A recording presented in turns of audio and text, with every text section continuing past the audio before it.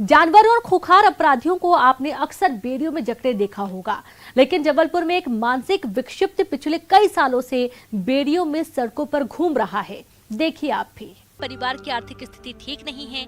चक्रवर्ती नाम का यह व्यक्ति अब यूं ही सड़कों पर भटकता रहता है। पिता ने अपनी आर्थिक क्षमता के हिसाब से इलाज करवाने का प्रयास किया, लेकिन गरीबी के चलते इलाज नहीं हो सका। ये मेंटली डिस्टर्ब है बचपन से, है ना। बचपन से तो नहीं था, कुछ दिनों बाद हुआ होगा, 2-5 साल की उम्र से, 10 साल की उम्र से। माता पिता थे, आज माता पिता इसके ख़त्म चुके, अब इसका कोई नहीं है परवरिश करने वाला।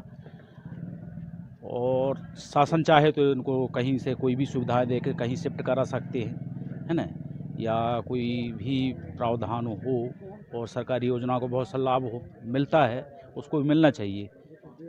बस्ती ये जो पैर और हाथ उसके बांध के रखे हैं, ये कभी कभी पागलों की स्थिति किसी को मानने लगता है, कोई भी सामान वस्तु फेंकने लगता है या उठा के ले जाता है, इस वजह से इसको बांध के रखा है। इसके घर वालों ने इसका इलाज वगैरह कहीं करवाया है, बहुत प्रयास किया है करवाने में, जो स्तर था, क्योंकि गरीब लोग हैं, कुछ था नहीं, तो अपने स्तर में जितना बना होगा करते रहे। इसके अलावा तो ये इनके पिताजी के द्वारा हड़ताली पहनाई गई है। इनने काफ़ी प्रयास किया था इनके पिताजी ने कि ये कहीं भर्ती हो जाए, लेकिन उसकी भर्ती की कंडीशन बन नहीं पाई। क्योंकि वो गांव में घूमता है यदि तो गाड़ियों के कांच फोड़ना या और भी दुकानों में पत्थर फेंकना, इस टाइप की उस घटनाओं को अंजाम वो कई बार दे चुका है।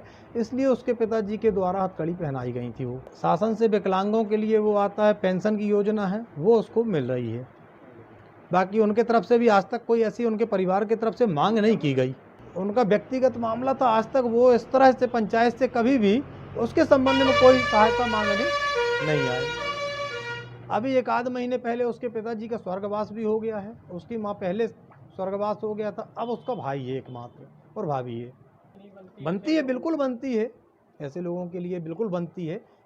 इसके लिए मैं क्षमा प्रार्थी हूँ, मैंने भी इस बात पर ध्यान नहीं दिया।